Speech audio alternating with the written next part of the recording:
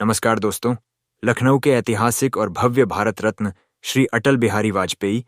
Ekana cricket stadium के मैदान पर आज भारत और अफगानिस्तान के बीच खेली जा रही 3 मैचों की वनडे सीरीज का दूसरा और सबसे बड़ा हाई वोल्टेज महामुकाबला खेला गया। सीरीज का पहला मैच जीतकर भारतीय टीम पहले से ही 1-0 की बढ़त पर थी,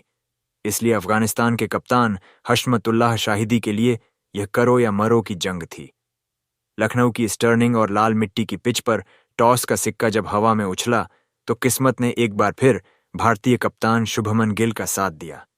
शुभमन गिल ने बिना किसी हिचकिचाहट के इकाना की इस उमस भरी गर्मी और शाम को ओस ड्यू गिरने की संभावना को देखते हुए पहले गेंदबाजी करने का एक बेहद ही चतुर और रणनीतिक फैसला किया और अफगानिस्तान की टीम को पहले बल्लेबाजी के लिए आमंत्रित किया। दोनों ही टीमों के कप्तानों के इरादे पूरी तरह साफ थे कि वे इस सीरीज के सबसे निर्णायक मुकाबले में विपक्षी टीम पर मानसिक और रणनीतिक बढ़त बनाने का एक भी छोटा मौका अपने हाथों से नहीं जाने देंगे। जैसे ही इस मुकाबले की पहली गेंद फेंकी गई, वैसे ही इकाना स्टेडियम में मौजूद 500 से भी ज्यादा दर्शकों का उत्साह 7वें आसमान पर पहुंच गया। भारतीय टीम के लिए नई गेंद के साथ गेंदबाजी आक्रमण की शुरुआत करने रफ्तार के सौदागर, प्रसिद्ध कृष्णा और स्विंग के सुल्तान अर्शदीप सिंह मैदान पर उतरे।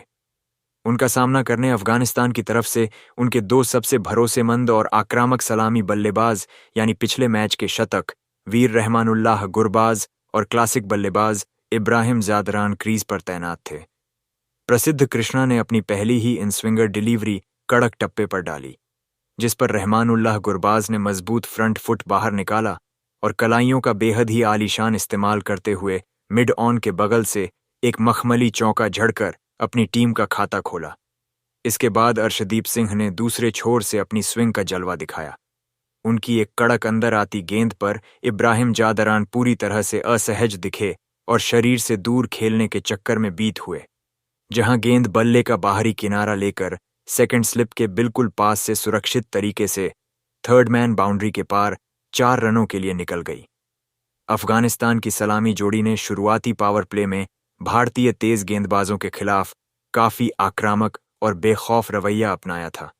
युवा तेज गेंदबाज गुरनूर ब्रार जब अगला ओवर लेकर आए तो गुरबाज ने उनकी एक hip high short pitch delivery को भांपा और मिड विकेट के ऊपर से एक गजब का पिकअप पुल शॉट खेलकर शानदार चौका बटोरा और टीम का स्कोरबोर्ड तेजी से आगे बढ़ाया।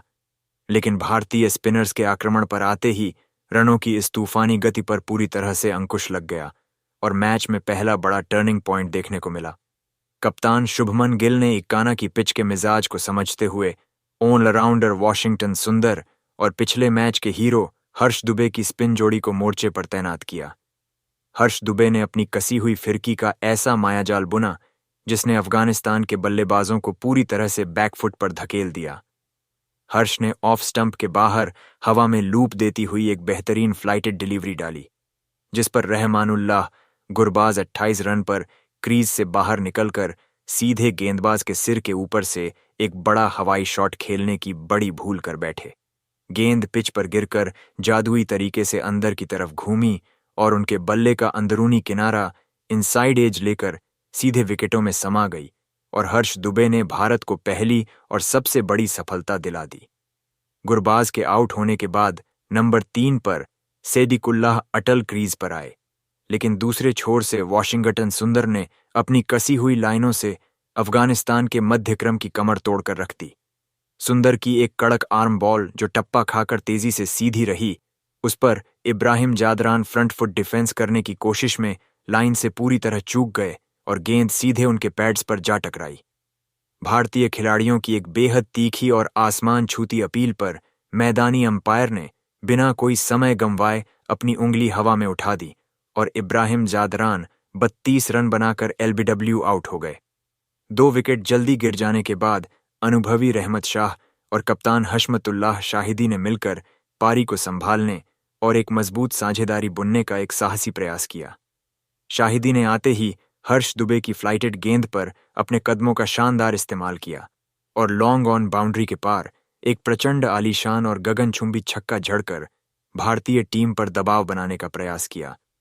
इसके बाद ऑलराउंडर नीतीश कुमार रेड्डी के अगले ओवर में रहमत शाह ने भी अपने हाथ खोले और ऑफ स्टंप के बाहर मिली ओवर पिच गेंद पर कवर्स के बीच से एक मखमली और कड़क कवर ड्राइव लगाकर शानदार चौका बटोरा। दोनों बल्लेबाजों के बीच रनों की रफ्तार धीरे धीरे बढ़ रही थी और दोनों ने मिलकर चौथे विकेट के लिए 60 रनों की साझेदारी पूरी कर स्कोर को 150 रनों के पार पहुंचा दिया था। लेकिन तभी कप्तान शुभमन गिल ने अपने मुख्य तेज गेंदबाज प्रसिद्ध कृष्णा को दोबारा वापस बुलाया। प्रसिद्ध कृष्णा ने आते ही अपनी रफ्तार और सटीक यॉर्कर लेंथ डिलीवरी का ऐसा जादुई प्रदर्शन किया जिसने मैच का पासा पूरी तरह पलट दिया। प्रसिद्ध ने कप्तान शाहिदी 35 रन को एक कड़क इन स्विंगर यॉर्कर डाली। शाहिदी क्रीज पर खड़े खड़े ही उसे डिफेंड करने की कोशिश में पूरी तरह से गति से चकमा खा गए और गेंद सीधे उनका मिडिल स्टंप उखाड़ती हुई हवा में उड़ गई। इसके बाद अंतिम ओवरों में अजमतुल्लाह उमरजई ने 22 गेंदों में 3 कड़क चौकों की मदद से 30 रनों की एक आतिशी पारी खेली। लेकिन सुंदर और अर्शदीप ने निचले क्रम को ज्यादा देर टिकने नहीं दिया। निर्धारित 50 ओवरों के खेल की समाप्ति पर अफगानिस्तान की टीम 8 विकेट के नुकसान पर 252 रनों का एक बेहद ही चुनौतीपूर्ण और मजबूत स्कोर खड़ा करने में सफल रही, जहां भारत की तरफ से वॉशिंगटन सुंदर और हर्ष दुबे ने 2-2 विकेट चटकाए। 253 रनों के इस सम्मानजनक, बड़े, चुनौतीपूर्ण और लखनऊ के इकाना स्टेडियम की टर्निंग सूखी परिस्थितियों में बेहद ही कड़े दबाव वाले लक्ष्य का पीछा करने के लिए, जब भारत की सबसे ढाकड़, अनुभवी और आक्रामक सलामी जोड़ी यानी हिटमैन रोहित शर्मा और युवा रन मशीन यशस्वी जायसवाल डगआउट से निकलकर मैदान के बीचों बीच उतरी, तो पूरे स्टेडियम का माहौल देखने लायक था। दोनों ही बल्लेबाजों के चेहरों पर किसी भी तरह का डर या हिचकिचाहट नहीं, बल्कि अफगानिस्तान के गेंदबाजों पर पहले ही ओवर से पूरी तरह हावी होने का एक अटूट और गहरा विश्वास साफ झलक रहा था। अफगानिस्तान की टीम की तरफ से कप्तान हशमतुल्लाह शाहिदी ने नई गेंद के साथ आक्रमण की शुरुआत करने के लिए अपने सबसे चतुर और बाएं हाथ के तेज गेंदबाज जियाउर रहमान शरीफी को गेंद सौंपी। शरीफी ने आते ही अपनी पहली डिलीवरी कड़क इन स्विंगर डालने का प्रयास किया, लेकिन जैसे ही उन्होंने ओवर की दूसरी गेंद थोड़ी सी लेंथ में चूक करते हुए ऑफ स्टंप के बाहर एक कड़क लेंथ डिलीवरी फेंकी, तो क्रीज पर मौजूद रोहित शर्मा ने अपने सिग्नेचर और जादुई स्टाइल का मुजाहरा पेश किया। रोहित तुरंत अपने पिछले पैर पर गए बैकफुट और पॉइंट तथा कवर्स के फील्डर्स के बीच मौजूद बेहद ही महीन और खाली गैप में से एक मखमली, कड़क और क्लासिक पंच शॉट खेला। गेंद बुलेट की रफ्तार से आउटफील्ड को चीरती हुई सीमा रेखा के पार 4 रनों के लिए चली गई और भारत ने इस महारन चेस का आगाज एक धमाकेदार और दर्शनीय चौके के साथ किया। शरीफी के इस महंगे पहले ओवर के बाद अफगानिस्तान के खेमे से दूसरा ओवर लेकर आए मध्यम गति के तेज गेंदबाज मोहम्मद सलीम सफ़ी, जिनका सामना करने के लिए युवा सनसनी यशस्वी जायसवाल पूरी तरह से मुस्तैद थे। सफ़ी ने पहली कुछ गेंदें काफी कसी हुई लाइनों पर फेंकने की कोशिश की, लेकिन जैसे ही उन्होंने ओवर की चौथी गेंद थोड़ी फुल पिच, ओवर पिच और सीधे यशस्वी के रडार में डाली, तो इस युवा बाएं हाथ के बल्लेबाज का रौद्र रूप पूरी दुनिया ने देखा। यशस्वी ने बिना किसी हिचकिचाहट या डर के अपना मजबूत फ्रंट फुट पिच पर आगे निकाला, गेंद की लाइन के नीचे खुद को संतुलित किया और कलाइयों के गजब के सहारे सीधे गेंदबाज के सिर के ऊपर से एक बेहद ही प्रचंड दर्शनीय और गगनचुंबी छक्का जड़ दिया। गेंद सीधे इक्काना स्टेडियम की स्टैंड्स में जाकर गिरी, जिसने पूरे भारतीय प्रशंसकों को अपनी सीटों पर खड़े होकर जश्न मनाने के लिए मजबूर कर दिया। इन दोनों ओपनर्स ने इसके बाद अपनी आक्रामक बल्लेबाजी जारी रखी और मैदान के चारों तरफ मखमली ड्राइव और कड़क कट शॉट्स खेलते हुए पहले 5 ओवरों के भीतर ही टीम इंडिया का स्कोरबोर्ड 40 रन के पार पहुंचा दिया, जिससे अफगानिस्तान के कप्तान पूरी तरह से दबाव में नजर आने लगे। भारतीय टीम की इस आक्रामक और तूफानी रणगति को किसी भी तरह रोकने और रनों की रफ्तार पर अंकुश लगाने के इरादे से कप्तान हशमतुल्लाह शाहिदी ने एक बहुत ही बड़ा रणनीतिक बदलाव किया और पावर प्ले के तुरंत बाद गेंद अपने सबसे बड़े हथियार और दुनिया के number 1 leg spinner Rashid Khan को सौंप दी। राशिद खान ने आते ही अपनी कसी हुई लाइनों, तेज गति की लेग स्पिन और जादुई रॉन्ग वन गुगली से भारतीय बल्लेबाजों को बांधने और बैकफुट पर धकेलने का पूरा प्रयास किया, जिससे रनों की गति थोड़ी देर के लिए थम सी गई। लेकिन रनों के इस कड़े दबाव के बीच दूसरे छोर से गेंदबाजी आक्रमण पर आए अफगानिस्तान के युवा और जादुई स्पिनर अल्लाह मोहम्मद गजनफर ने मैच में एक ऐसा भयंकर और अनपेक्षित ट्विस्ट ला दिया जिसने पूरे स्टेडियम को सन्न कर दिया। गजनफर ने राउंड विकेट आकर ऑफ स्टंप की लाइन पर हवा में लूप देती हुई अपनी प्रसिद्ध जादुई कैरम बॉल फेंकी। क्रीज पर पूरी तरह सेट हो चुके यशस्वी जायसवाल इस गेंद की लंबाई को भांपने में थोड़ी सी गलती कर बैठे और वे एक्स्ट्रा कवर्स के ऊपर से गेंद को दोबारा हवा में लॉफ्ट करने के एक बेहद ही आक्रामक प्रयास में पूरी तरह से टर्न से धोखा खा गए। गेंद पिच पर टप्पा खाकर अतिरिक्त स्पिन के साथ बाहर निकली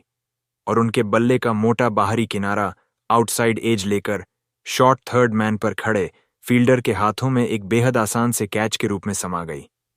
यशस्वी जायसवाल अपनी इस छोटी लेकिन अत्यंत आक्रामक 24 रनों की पारी खेलकर पवेलियन लौट गए और भारत को 52 रनों के कुल स्कोर पर पहला बड़ा झटका लगा।